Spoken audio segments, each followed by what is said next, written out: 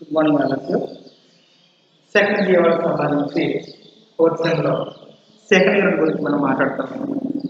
Second year పోర్షన్లో second year గురించి మనం మాట్లాడుతున్నాం.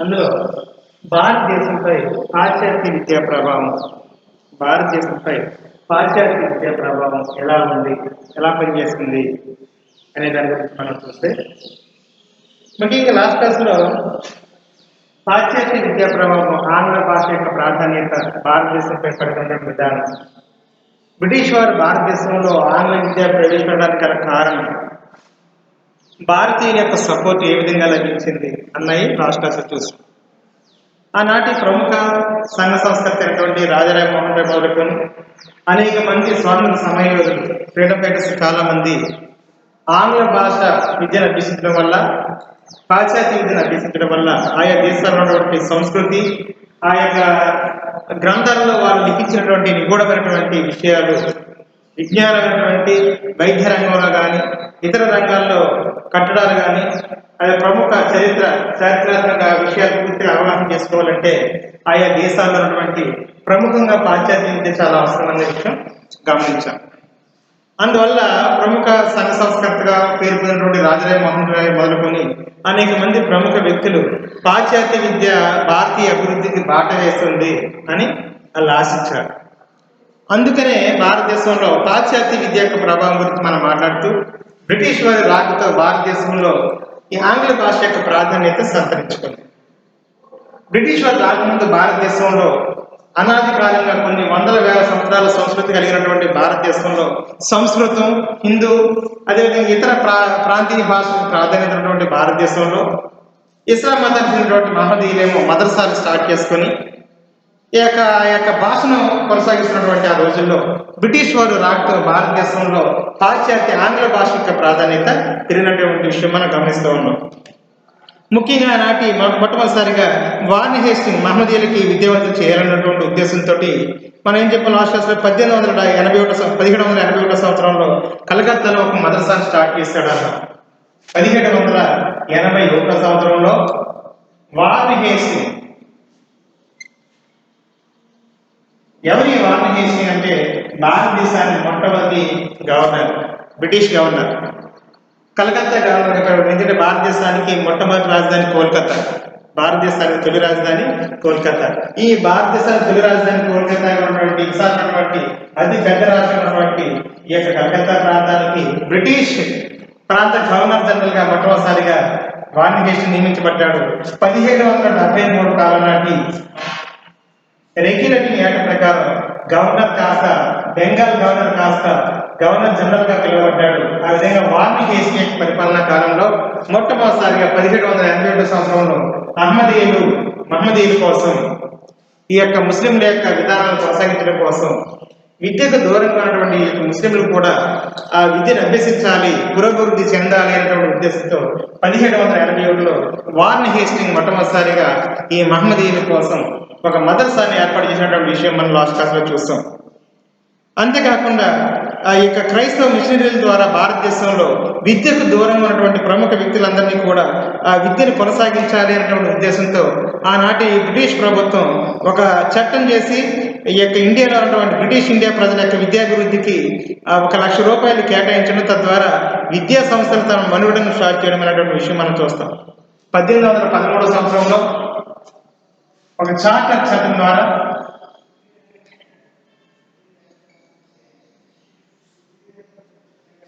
విద్యాభివృద్ధి కొనసాగుతున్నటువంటి విద్యా సంస్థలకి 1,00,000 రూపాయలు అభివృద్ధి కోసం కేటాయించడం జరిగింది. ఆ విధంగా భారతదేశంలో 1813 నాటి చార్టర్ చట్టం ద్వారా విద్యాభివృద్ధికి తొలిసారిగా 1,00,000 రూపాయలు కేటాయించడం, తద్వారా ఈ యొక్క బ్రిటిష్ కలకత్తాలో ఆంగ్ల విద్య కోసం ఈ యొక్క క్రైస్తవ మిషనరీలతో పాటు ఒక గొప్ప కళాశాలను స్టార్ట్ చేసినటువంటి విషయం మనకి తెలుస్తుంది. ముఖ్యంగా 1834 సంవత్సరంలో ఎల్ఫిన్స్టన్ కళాశాలలో స్థాపించడం, రాజారాం మోహన్ రాయ్ భారతదేశంలో ఆంగ్ల విద్య యొక్క ప్రాధాన్యతను గమనించడం అనే విషయం మనకి తెలుస్తుంది. అయితే ఈ యొక్క ఆంగ్ల విద్య యొక్క ప్రాధాన్యత తద్వారా భారతదేశంలో ఈ యొక్క స్థానిక భాషలతో పాటుగా విద్యకి, అంటే మనం నేర్చుకున్నటువంటి విద్య ప్రపంచవ్యాప్తం కావాలి, అంతర్జాతీయంగా అనేక విషయాల అవగాహన కోసం యొక్క భాష ప్రాధాన్యత ఉందని గమనించినటువంటి ఆనాటి భారతదేశానికి గవర్నర్ జనరల్గా వచ్చినటువంటి విలియం బెంటింక్ గవర్నర్ జనరల్ ఉన్నటువంటి హయాంలో భారతదేశంలో మొట్టమొదటిసారిగా 1835 సంవత్సరంలో ఆంగ్ల భాష ప్రవేశపెట్టడం అనేది జరిగింది. భారతీయుల యొక్క స్థానిక భాషలతో పాటుగా భారతదేశంలో ఉన్నటువంటి ప్రాంతీయ భాషలతో పాటుగా అంతర్జాతీయ భాష అయినటువంటి ఆంగ్ల భాషను భారతదేశంలో ప్రవేశపెట్టడం జరిగింది. తద్వారా పాశ్చాత్య విద్య అభ్యసించడం వల్ల భారతదేశంలో ఉన్నటువంటి ప్రముఖ భారతదేశం యొక్క చరిత్రను కానీ, భారతదేశం యొక్క కట్టడాల యొక్క గొప్పతనం కానీ, భారతదేశం యొక్క సంస్కృతి సాంప్రదాయాలు యూరోపియన్స్ కూడా నేర్చుకోవడానికి ఈ భాష ఎంతగానో అవకాశం కల్పించింది. 1835 సంవత్సరంలో లార్డ్ విలియం బెంటింక్ యొక్క నాయకత్వంలో భారతదేశంలో తొలిసారిగా ఆంగ్ల భాషను ప్రవేశపెట్టినటువంటి వ్యక్తిగా లార్డ్ మెకాలే నాయకత్వంలో జరిగింది. ఆనాటి విద్యావేత్తగా పేర్కొన్నటువంటి లార్డ్ మెకాలే నాయకత్వంలో భారతదేశంలో ఆంగ్ల భాష ప్రవేశపెట్టబడినటువంటి విషయం మనం గమనించాం. ఈ ఆంగ్ల భాష యొక్క ప్రాధాన్యతను గమనించినటువంటి బ్రిటిష్ వారి యొక్క నేతృత్వంలో భారతదేశంలో ఈ యొక్క ఆంగ్ల భాష యొక్క ప్రాధాన్యతను గుర్తించడం కోసం చార్లెస్ వుడ్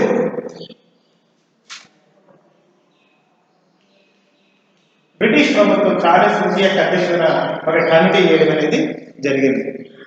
ఆనాటి యొక్క వుడ్ కమిటీ యొక్క నివేదిక ప్రకారం భారతదేశంలో ఆంగ్ల భాష యొక్క ప్రాధాన్యత ఉన్నదని గమనించి ఈ యొక్క నివేదిక చార్లెస్ వుడ్ యొక్క నివేదిక ప్రకారం భారతదేశం ప్రపంచ దేశాల సరసన అభివృద్ధి చెందాలి అంటే ఆంగ్ల భాష యొక్క విద్యలో ఆంగ్ల భాషలో విద్యను కొనసాగించినటువంటి ప్రాధాన్యత ఉందని గమనించినటువంటి ఈ యొక్క చార్లెస్ వుడ్ కమిషన్ తన నివేదికను ఆనాటి గవర్నర్ జనరల్గా ఉన్నటువంటి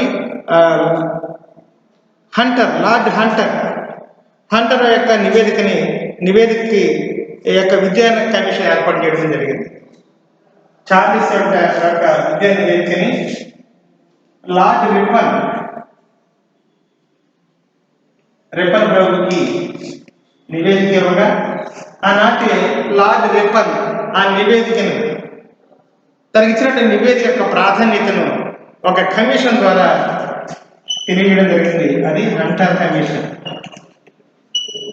లార్డ్ హంటర్ యొక్క నాయకత్వంలో భారతదేశంలో ఆంగ్ల విద్య యొక్క ప్రాధాన్యతను గుర్తించడం, ఆంగ్ల విద్య ప్రవేశపెడితే ఏ విధంగా ఉంటుంది భారతదేశంలో అన్న విధంగా చార్లెస్ వుడ్ యొక్క ఈ విద్యావేత్త అయినటువంటి చార్లెస్ వుడ్ యొక్క విధానాన్ని లార్డ్ రిప్పన్ సేకరించి ఆనాటి British governor general lord Ripon నాయకత్వంలో ఒక కమిషన్ని ఏర్పాటు చేయడం అనేది జరిగింది. అదే హంటర్ నాయకత్వంలో కమిషన్ ఏర్పాటు జరిగింది. ఈ హంటర్ యొక్క నాయకత్వంలో చేసినటువంటి ఈ కమిషన్ ఇది ఎప్పుడు హంటర్ నాయకత్వంలో ఈ కమిషన్ ఏర్పడింది అంటే 1882 సంవత్సరంలో హంటర్ కమిషన్ ఏర్పడిందని లాస్ట్ క్లాస్లో మనం చూసాం. ఈ హంటర్ యొక్క నేతృత్వంలో ఏర్పడినటువంటి కమిటీ విద్యాలయాలను అంచెలంచెలుగా అభివృద్ధి చేయాలి, ప్రైవేటు యాజమాన్యాలకు అప్పగించాలి, అదేవిధంగా ప్రాథమిక విద్యకు అధిక ప్రాధాన్యత ఇవ్వాలి, కళాశాల శిక్షణ కోసం విద్యార్థులకు ప్రత్యామ్నాయ విషయాలను ప్రవేశపెట్టాలి, అంతేకాకుండా ప్రభుత్వ గ్రాంట్లు తీసుకున్నటువంటి పాఠశాలలు ఈ యొక్క తక్కువ ఫీజుతోటి విద్యార్థులకు విద్యా బోధన చేయాలి. ఇలాంటి విషయాలన్నీ కూడా హంటర్ కమిషన్ తెలియజేసిందన్నమాట. నాటి బ్రిటిష్ గవర్నర్ జనరల్గా ఉన్నటువంటి లార్డ్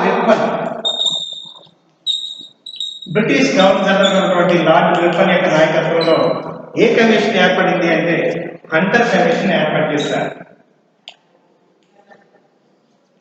ఈ హంటర్ కమిషన్ యొక్క ప్రాధాన్యత ఏంటి అంటే భారతదేశంలో ఆంగ్ల విద్య యొక్క ప్రాధాన్యత ఏమిటి, ఆంగ్ల విద్య యొక్క ప్రవేశపెట్టడం వల్ల భారతదేశానికి ఉపయోగం ఏమిటి అనే విషయాలు చూస్తే కొన్ని వందల వేల సంవత్సరాల సంస్కృతి కలిగినటువంటి భారతదేశం ప్రాంతీయ భాషలకు పుట్టినిల్లు. అంటే కాశ్మీర్ మొదలుకొని కన్యాకుమారి వరకు భారతదేశంలో అనేక ప్రాంతీయ భాషలు మాట్లాడుతూ ఉంటారు.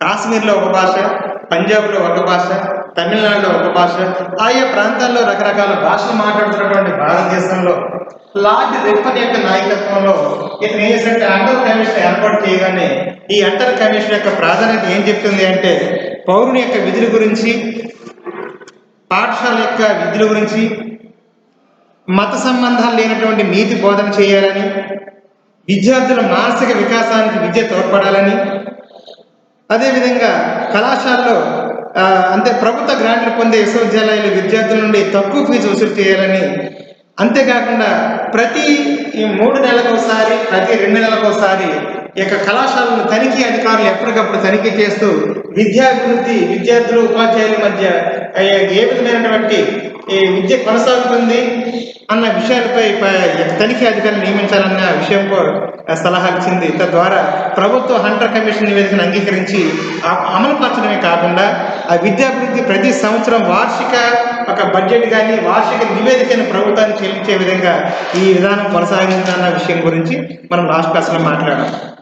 అయితే ఇప్పుడు భారతదేశంపై పాశ్చాత్య విద్యా ప్రభావం ఎలా పనిచేసింది, భారతదేశంపై పాశ్చాత్య విద్యా ప్రభావం ఎలా పనిచేసింది ఆ విషయం మనం చూస్తే ముఖ్యంగా భారతీయ ప్రాచీన సంస్కృతి సాంప్రదాయాలను, భారతదేశానికి చెందినటువంటి సంస్కృతి సాంప్రదాయాలను, భారతదేశం యొక్క చరిత్రను, భారతదేశంలో ఉన్నటువంటి ప్రవేశపెట్టినటువంటి నాణ్యాల గురించి, అదేవిధంగా భారతదేశంలో మొదలైనటువంటి కట్టడాల గురించి, దేశంలో నలుమూలల గురించి, ఆ దేశం యొక్క విధానాల గురించి విదేశీయులతో పాటు వారి విదేశీయులు వాళ్ళు అవగాహన చేసుకోవడానికి మన భారతదేశంలో ప్రవేశించినటువంటి ఆంగ్ల భాష బాగా ఉపయోగపడింది. మరి విదేశీయులు మన భారతదేశం గురించి పూర్తి వివరణ చేసుకోవాలంటే ప్రాంతీయ భాషల పట్ల వాళ్ళకి అవగాహన లేదు కాబట్టి పాశ్చాత్య దేశాలకు చెందినటువంటి ఆ యొక్క దేశాల వారు ఆంగ్ల విద్యను అభ్యసించినటువంటి ప్రాధాన్యత వాళ్ళకి ఉంది కాబట్టి ఆంగ్ల విద్యలో ఏదైనా గ్రంథరచన చేసిన ఆంగ్లం గురించి వాళ్ళు ఆంగ్లంలో వాళ్ళకి విషయ అవగాహన పూర్తిగా ఉంది కాబట్టి ఆంగ్ల భాష భారతదేశంలో ప్రవేశపెట్టడం వల్ల భారతీయ సంస్కృతి యొక్క సాంప్రదాయాలను, భారతదేశం యొక్క చరిత్రను, భారతదేశం యొక్క నాగరికతను, భారతదేశంలో ఉన్నటువంటి అద్భుతమైన కట్టడాల గురించి పాశ్చాత్యులు విదేశాల్లో వాళ్ళు కూడా భారతదేశం యొక్క ప్రాధాన్యత గురించి తెలుసుకునే అవకాశం ఉంటుందని మనకి తెలుస్తుంది. అంతేకాదు భారతీయ సంస్కృతి నాగరికత విలువలు ఎప్పుడైతే మన ఆంగ్ల భాషలో ఆంగ్ల విధానంలో మనం వ్యక్తపరిచామో విదేశీయులు భారతీయ యొక్క ప్రాధాన్యత ఏంటో తెలుసుకునే అవకాశం వాళ్ళకి కలుగుతుంది. అంతేకాకుండా ముఖ్యంగా గుప్తులు, మౌర్యులు, అంతేకాకుండా చాళుక్యులు, పల్లవులు ముఖ్యమైనటువంటి వ్యక్తులు మనం చూస్తే వాళ్ళ పరిపాలన చూస్తే మౌర్యులు కానీ, పల్లవులు కానీ, చాళుక్యులు కానీ, అదేవిధంగా గుప్తులు కానీ వీళ్ళు ఉన్నతమైనటువంటి రాజ్య పరిపాలన చేసేటువంటి వ్యక్తులు. వీళ్ళ యొక్క పరిపాలన కాలం కొంతకాలం స్వర్ణయుగంగా కొనసాగింది. వీరి యొక్క పరిపాలన కాలంలో అద్భుతమైనటువంటి రాతి కట్టడాలు జరిగినాయి, అద్భుతమైనటువంటి శిల్పులు పోషించారు. విదేశీయులైనటువంటి శిల్పులు భారతదేశంలో అద్భుతమైన కట్టడాలకు నిదర్శనంగా నిలిచినటువంటి రాజ్య పాలకులు వీళ్ళు. మరి ఇంత అద్భుతమైనటువంటి భారతదేశానికి గొప్ప పరిపాలన అందించినటువంటి ఈ రాజుల చరిత్ర విదేశీయులకు, పాశ్చాత్య దేశాలకు వాళ్ళకి తెలియాలి అంటే కంపల్సరీగా వీరి యొక్క ప్రాధాన్యత ఆంగ్ల భాష విద్యలో వాళ్ళకి వివరణ ఇవ్వగలిగితే విదేశీయులు కూడా భారతీయుల యొక్క గొప్ప సంస్కృతి గురించి తెలుసుకునే అవకాశం వాళ్ళకి కలిగి ఉంటుంది. మరి ఆ విధంగా మనం చూస్తే మౌర్యులు, గుప్తులు, పల్లవులు, చాళుక్యులు మొదలైనటువంటి వీళ్ళు ప్రాచీన రాజవంశాల గురించి, ఆనాటి పరిస్థితుల గురించి, వాళ్ళు ఏ విధంగానటువంటి రాజ్య పరిపాలన చేస్తారు, వాళ్ళు ఎంతకాలం రాజ్య పరిపాలన చేస్తారు, వాళ్ళ యొక్క అద్భుతమైనటువంటి కట్టడాలు ఏంటి, వాళ్ళ చరిత్ర ఏంటి, వాళ్ళ నాగరికత ఏంటి అనే విషయాలు పూర్తిగా తేటతెల్లం కావాలి అంటే వాళ్ళు విదేశీయుల యొక్క చదువు వాటిపై ఆసక్తి పెంచుకోవాలంటే కంపల్సరిగా ఆంగ్ల భాష అవగాహన ఉండాలి. అదే నెక్స్ట్ మనం పత్రికల వ్యాప్తి గురించి ఒకసారి చూద్దాం. భారతదేశంలో పత్రికల వ్యాప్తి మొట్టమొదటిసారిగా బ్రిటిష్ వారి యొక్క పరిపాలన కాలంలో దీనికి ప్రాధాన్యత ఉంది.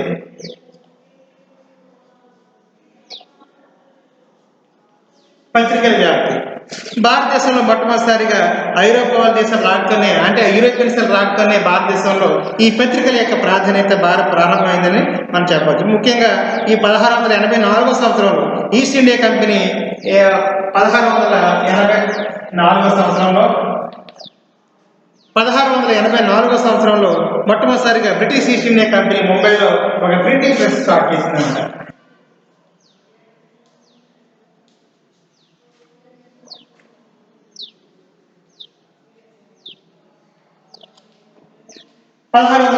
సంవత్సరంలో British east India company British వారి యొక్క నేతృత్వంలో ముంబైలో మొట్టమొదటిసారిగా ఒక ముద్రణ ప్రింటింగ్ ప్రెస్ ని స్టార్ట్ చేశారు. అంటే యూరోపియన్ల రాకతోనే భారతదేశంలో ఈ ప్రింటింగ్ ప్రెస్, ఈ పత్రికా స్వాతంత్రం, ఈ పత్రికల యొక్క ప్రాధాన్యత మనకి వచ్చిందని తెలుస్తుంది. అంటే బ్రిటిష్ వారి యొక్క రాకతో 1684లో ఈ యొక్క మొట్టమొదటిసారిగా ప్రింటింగ్ ప్రెస్ ని స్టార్ట్ చేశారు. ఈ యొక్క పత్రికా చట్టాలు లేని కారణంగా పత్రికలు వాటి పనితీరు తనిఖీపై అధికారులు ఆధారపడి ఉండేవారు. అంటే పత్రికా చట్టాలు లేవు కాబట్టి పత్రికలన్నీ కూడా వాటి పనితీరు ఎవరి మీద, కంపెనీ యొక్క అధికారుల మీద ఆధారపడి ఉండేవన్నమాట. ఆ రోజుల్లో ఈ కరపత్రాలు కానీ పుస్తకాలకు కూడా వర్తింపజేశారనమాట. అంటే ఏ విధంగా కరపత్రాలు ముద్రించాలి, ఏ విధంగా మనం ఈ యొక్క పుస్తకాలను ముద్రణ చేయాలనేది కంపెనీ అధికారులపై ఆధారపడాల్సినటువంటి పరిస్థితి ఏర్పడింది. ఇదే సమయంలో లార్డ్ హేస్టింగ్స్ పత్రికా స్వాతంత్రాన్ని పూర్తిగా నమ్మి పత్రికలకు ఆంక్షలు పూర్తిగా రద్దు చేశారనమాట. అంటే పత్రికలపై ఆంక్షలను రద్దు చేసినటువంటి వ్యక్తి ఎవరంటే లార్డ్ హేస్టింగ్స్.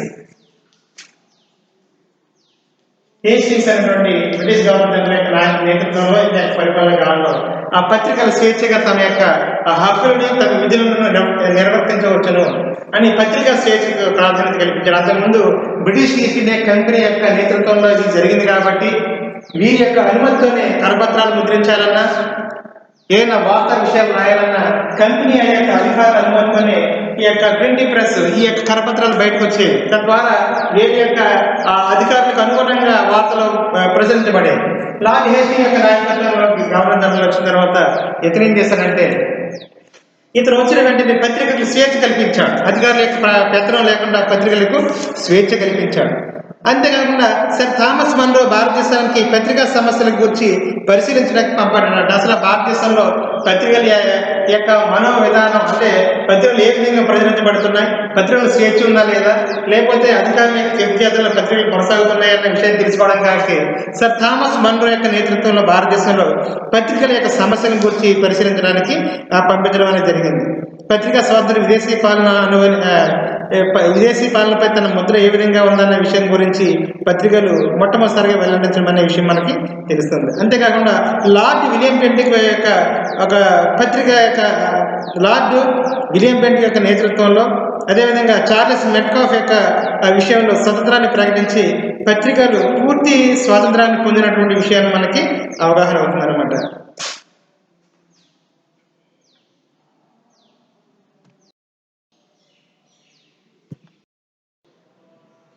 అయితే ఈ పత్రికా స్వాతంత్రంపై ఈ యొక్క పాశ్చాత్య విద్య ప్రభావం గురించి మనం మాట్లాడుతూ, ముఖ్యంగా ఈ యొక్క భారతదేశానికి సంబంధించినటువంటి పత్రికల యొక్క ప్రాధాన్యతలో మనం ముఖ్యంగా ఈ నూతన పాశ్చాత్య సంబంధాల గురించి ఒకసారి అవగాహన చేసుకుంటే, ఈ పాశ్చాత్య వాగ్మేయ యొక్క పద్ధతులు 19వ శతాబ్దం భారతీయ వికాసంపై బాగా ప్రభావం చూపాయన్న విషయం మనకి పూర్తిగా అవగాహన అవుతుంది.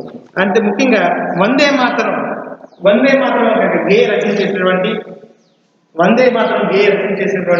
బకించంద్ర చట్టోపాధ్యాయుడు ఆనంద మఠన్ అనే గ్రంథం చేసినటువంటి ఈ యొక్క విధానం, అదేవిధంగా జనగణమన అనే గేయాన్ని, ఇది గీతం గేయం, వందే మాతరం గేయం, జనగణమన గీతం, వందే మాతరం గేయం అనేటువంటి దీన్ని బకించంద్ర చట్టోపాధ్యాయుడు ఇతను ఆనంద మఠన్ యొక్క నవల్లో తీసుకున్న ఆధారంగా తీసుకున్నటువంటి విషయం మనకు తెలుస్తుంది. అదేవిధంగా జనగణమన అనేటువంటి గీతం రవీంద్రనాథ్ ఠాగూర్, ఆ ప్రముఖ రచయితగా ఉన్నటువంటి రవీంద్రనాథ్ ఠాగూర్ ఈ యొక్క గీతాంజలి అనేటువంటి రచనలకు తీసుకున్నటువంటి విషయం మనకి తెలుస్తుంది. ఈ రెండు కూడా మొదటిసారిగా బెంగాలీ భాషలో నవలాకారులకు ప్రసిద్ధి ముద్రించబడినటువంటి ఇవి ఈ యొక్క నవలాకారులుగా పేరు పొందినటువంటి సంఘటన మనకు తెలుస్తుంది. అంతేకాకుండా రవీంద్రనాథ్ ఠాగూర్ ఏంటంటే పేరు మోసినటువంటి గొప్ప గద్య రచయితగా మనకి తెలుసు. అయితే పద్య రచయ భాగాలు కానీ, కథానికలు కానీ, నాటకాలు కానీ, నవలా రంగం గురించి ఈ బెంగాలీ వాంగ్మయం యొక్క ప్రాధాన్యత ఏ విధంగా అభివృద్ధి చెందింది అన్న విషయాలన్నీ కూడా మనకి ఆనాటి పాశ్చాత్య విద్యా ప్రభావం వీటి మీద ఎక్కువగా కనబడింది అన్న విషయం మనకి తెలుస్తుంది. అంతేకాకుండా బెంగాలీ భాష వల్ల హిందీ గద్యం కూడా, అంటే బెంగాలీ ఆనాటి ప్రముఖ భారతదేశంలో అతిపెద్ద రాష్ట్రంగా ఉన్నటువంటి బెంగాల్ రాష్ట్రంతోనే పాటుగా బెంగాలీ భాషతో పాటు హిందీ భాషలో కూడా ప్రముఖంగా గద్యంపై ఆంగ్ల భాష ప్రభావం బాగా వికాసం చెందినమాట. ఇది ఎలాగని చెప్తున్నామంటే, బెనారస్ ప్రాంతానికి చెందినటువంటి ప్రముఖ వ్యక్తి అయినటువంటి భారతేంద్ర హరిశ్చంద్ర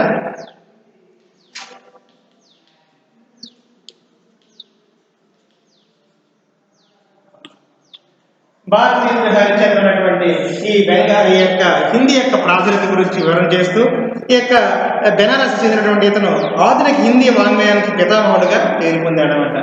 ఆధునిక హిందీ వాంగ్మయానికి పితామహుడు భారతీయ హరిచంద్ర. ఇతను ఈ హిందీ యొక్క పితామహుడుగా, హిందీ వాంగ్మయ పితామహుడుగా పేరు పొందాడు.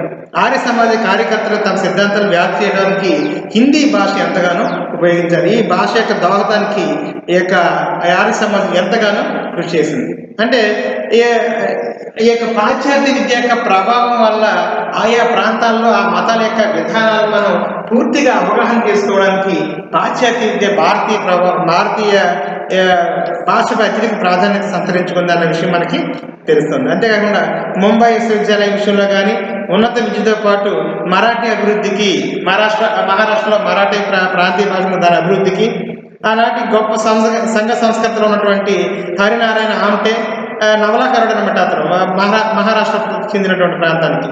ఆ విధంగా ఆయా ప్రాంతాల అభివృద్ధికి పాశ్చాత్య విద్య ఎంతగానో ఉపయోగపడింది అన్న విషయం మనకి అర్థమవుతుంది. అంటే విద్య యొక్క ప్రభావం భారతదేశంపై ఉన్నతంగా కొనసాగింది. తద్వారా భారతదేశంలో స్థానిక భాషలతో పాటుగా పాశ్చాత్య విద్యను అభ్యసించడం వల్ల, పాశ్చాత్య విద్యలో ఉన్నటువంటి విషయాలు పూర్తిగా అవగాహన చేసుకోవడం వల్ల ఇతర దేశాల యూరోపియన్స్, ఇతర దేశాల వాళ్ళు ఆంగ్ల భాషలో అవగాహన కలిగినటువంటి వాళ్ళు భారతీయ సంస్కృతిని నేర్చుకోవడానికి, వాళ్ళు బ్రిటిష్ వారు ప్రవేశపెట్టినటువంటి ఈ యొక్క ముద్రణ యంత్రాల వల్ల ఆయా ప్రాంతాల్లో ప్రింటింగ్ ప్రెస్ స్టార్ట్ చేయడం వల్ల కరపత్రాల రూపంలో కానీ, నవల రూపంలో కానీ, గద్య రూపం లేదా పద్య రూపంలో కానీ వాళ్ళు ముద్రించినటువంటి అంశాలు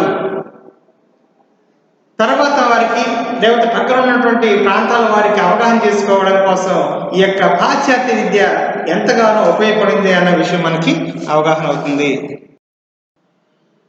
అయితే భారతదేశంలో ఈ పాశ్చాత్య యొక్క విద్యా ప్రభావం రావడానికి ముఖ్యంగా ఎవరి యొక్క ప్రాధాన్యత ఉంది, ఎవరు భారతదేశంలో పాశ్చాత్య విద్యకు కారకులయ్యారు అంటే ఐరోపా దేశాలకు చెందినటువంటి ఎవరి ప్రాధాన్యత ఉన్నప్పటికీ భారతదేశంలో ఎవరు వచ్చిన తర్వాత పాశ్చాత్య ఆంగ్ల విద్య యొక్క ప్రభావం, పాశ్చాత్య సంస్కృతి భారతదేశంపై పడింది అంటే బ్రిటిష్ వారి యొక్క రాకతో అని మనం చెప్పడం మానదు. ఎందుకంటే బ్రిటిష్ వారు వచ్చిన తర్వాతనే భారతదేశంలో మొట్టమొదటిసారిగా ఈ యొక్క క్రైస్తవ పాఠశాల యొక్క ప్రాధాన్యత, పత్రికల యొక్క ప్రాధాన్యత, అదేవిధంగా భాషపై పట్టు యొక్క అనేక విషయాలు బ్రిటిష్ వారి యొక్క రాకతోనే ప్రారంభమైంది. భారతదేశంలో మొట్టమొదటిసారిగా ఈ క్రైస్తవ మిషనరీల యొక్క ప్రాధాన్యత గురించి చూస్తే ఆంగ్లేయులు మన దేశంలో సామ్రాజ్య స్థాపన చేసిన తర్వాత క్రమేమీ వారి యొక్క సంస్కృతిని భారతదేశంలో ప్రవేశపెట్టడానికి ప్రయత్నం చేస్తారు. మనం చెప్పాం 1757, 1764 భారతదేశంలో అత్యంత ప్రాముఖ్యత కలిగినటువంటి యుద్ధాలుగా ప్రస్తావించాం. 1757 ప్లాసీ యుద్ధం భారతదేశంలో జరిగినటువంటి ప్రాముఖ్యత కలిగినటువంటి యుద్ధం ప్లాసీ యుద్ధం. 1764 బాక్సార్ యుద్ధం. 1757 సిరాజుద్దౌలా రాబర్ట్ క్లైవ్ మధ్య జరిగినటువంటి ప్లాసీ యుద్ధం, కోల్కతా సమయంలో ప్లాసీ యుద్ధంతో బ్రిటిష్ వారు మొట్టమొదటిసారిగా భారతదేశంపై ఆధిపత్యాన్ని చెలాయించగలిగారు. తర్వాత 1744 జరిగినటువంటి ఈ బాక్సర్ యుద్ధంతో వీళ్ళు స్థానిక రాజకీయాల్లోకి ఎంటర్ అయ్యారు. ఈ రెండు యుద్ధాలు భారతదేశంలో బ్రిటిష్ వారి యొక్క ప్రాధాన్యతను కలిగి ఉండే వ్యక్తులుగా సంతరించేలా ప్రయత్నం చేశారు.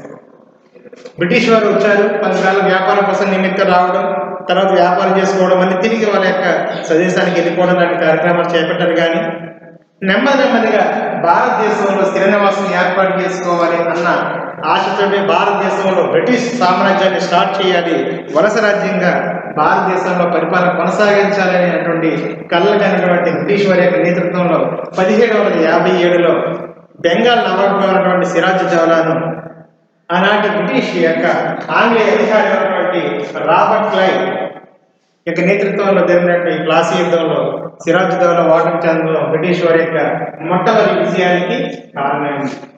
తర్వాత జరిగినటువంటి బాక్సర్ యుద్ధం కార్న్వాలిస్ యొక్క హయాం యొక్క నేతృత్వంలో బ్రిటిష్ వారు ఈ యొక్క పూర్తిగా భారతీయుల యొక్క రాజకీయ విషయాల్లో కలదర్శనం అనేది జరిగింది. ఈ విధంగా భారతదేశంలో వీళ్ళు వచ్చిన తర్వాత పాశ్చాత్య విద్య యొక్క ప్రభావం భారతీయుల్లో కంపల్సరీగా భారతీయులు పాశ్చాత్య విద్యను అభ్యసించాలి, స్థానిక భాషల యొక్క ప్రాధాన్యతను కంటే ఆంగ్ల భాషపై పట్టు ఉండాలన్న విషయంలో ప్రాంతీయ యొక్క సమస్యలు వాటి ప్రాంతీయ ప్రజలు మాట్లాడే విషయాలు బ్రిటిష్ వారికి అవగాహన లేకపోవడం వల్ల వాళ్ళ యొక్క ప్రధాన ఎజెండాగా వాళ్ళు మాట్లాడుతున్నటువంటి భాషను భారతీయులపై రుద్దడం అనేది ఒక ఎజెండాగా వాళ్ళు రూపొందించుకున్నారు.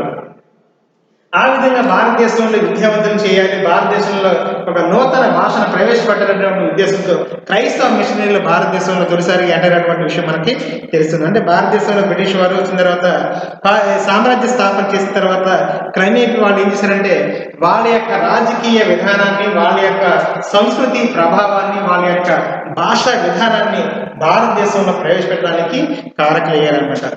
ఆ ప్రయత్నం చేశారు. అందుకు వీళ్ళు ఎవరిని ఉపయోగించుకున్నారంటే క్రైస్తవ మిషనరీని ఉపయోగించుకున్నారు.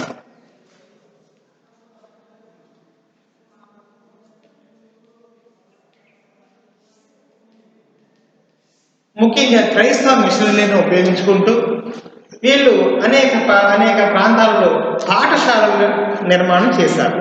క్రైస్తవ మిషనరీలను అచ్చరిగా ఉపయోగించుకుంటూ మన భారతదేశంలో ఆంగ్ల ప్రభుత్వం అంటే బ్రిటిష్ ప్రభుత్వం యొక్క సహాయంతో భారతదేశానికి వచ్చినటువంటి వీళ్ళు నెమ్మదిగా మత బోధన చేసి ఆంగ్ల రాజ్యం స్థాపించినట్లుగా క్రైస్తవ మతం ఏకైక మతంగా బోధన చేయాలనే ఉద్దేశంతో వీళ్ళు ఉపయోగించుకున్నటువంటి విధానం మనకు తెలుస్తుంది. అంటే క్రైస్తవ మతం యొక్క బోధన కోసం క్రైస్తవ మిషనరీలను స్టార్ట్ చేసి ఈ క్రైస్తవ మిషనరీలో ఆంగ్ల విద్యను ప్రవేశపెట్టి ఆంగ్ల ప్రభుత్వం ఇక్కడ బ్రిటిష్ వారి యొక్క ప్రభుత్వం యొక్క అండదండలు ఉన్నాయి కాబట్టి బ్రిటిష్ వారి యొక్క ప్రభుత్వం యొక్క నేతృత్వంలో క్రైస్తవ మిషనరీలు వీళ్ళు క్రైస్తవ మత బోధన చేయడానికి క్రైస్తవ మతమే ఏకైక మతంగా భావించినటువంటి బ్రిటిష్ వారు భారతదేశంలో క్రైస్తవ మత యొక్క మత విధానాన్ని క్రైస్తవ మతమే ఏకైక మతంగా స్థాపించాలని కోరుకున్నారు. కానీ సంఘ సంస్కృతులు ఈ విషయాన్ని వాళ్ళు ప్రతిఘటించారన్నమాట. మత స్వాతంత్రం ఉండాలని కోరుకున్నారు.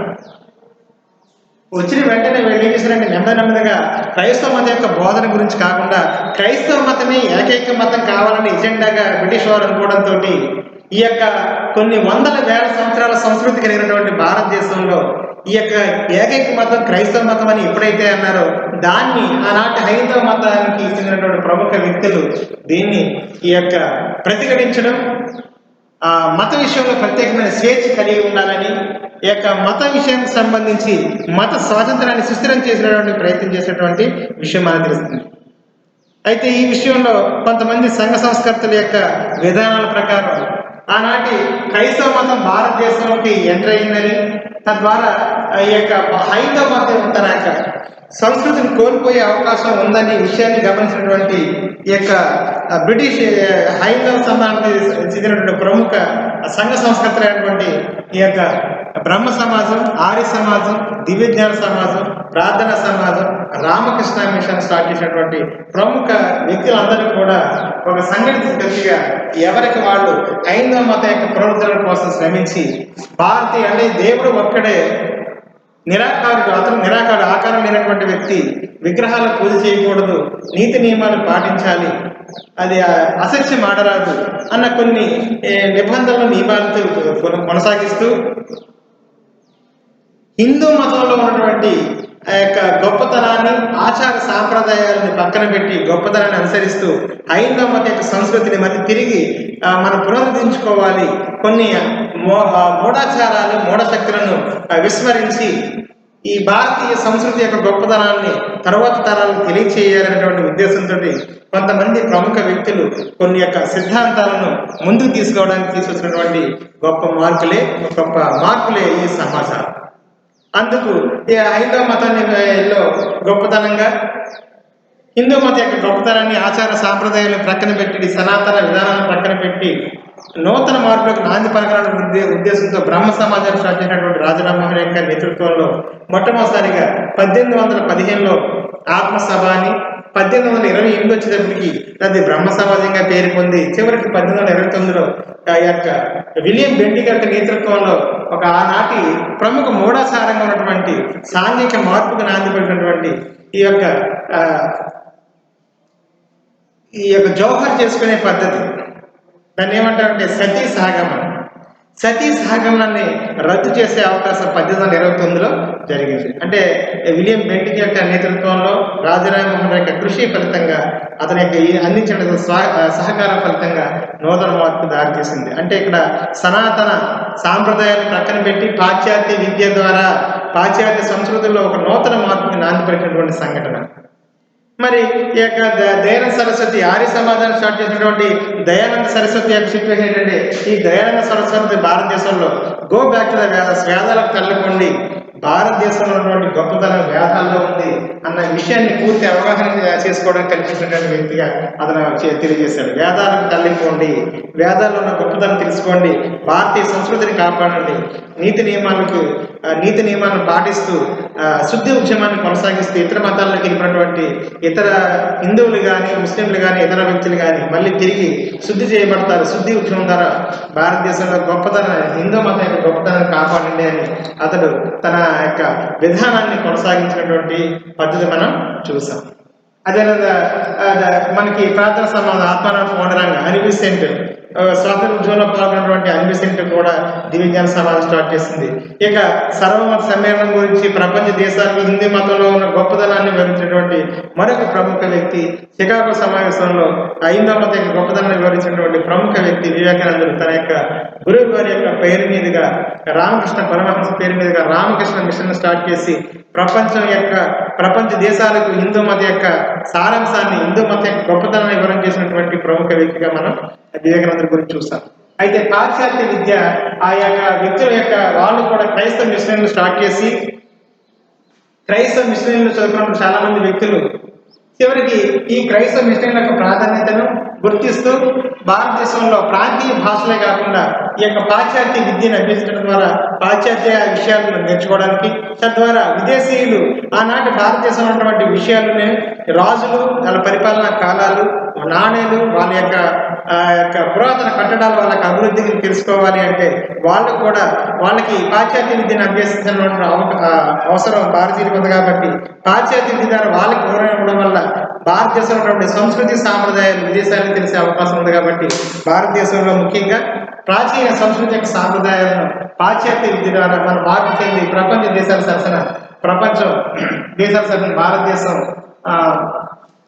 అభివృద్ధి చెందిన దిశగా కొనసాగాలంటే పాశ్చాత్య విద్య ప్రభావం చాలా ఉందన్న విషయం మనకి అర్థమవుతుంది.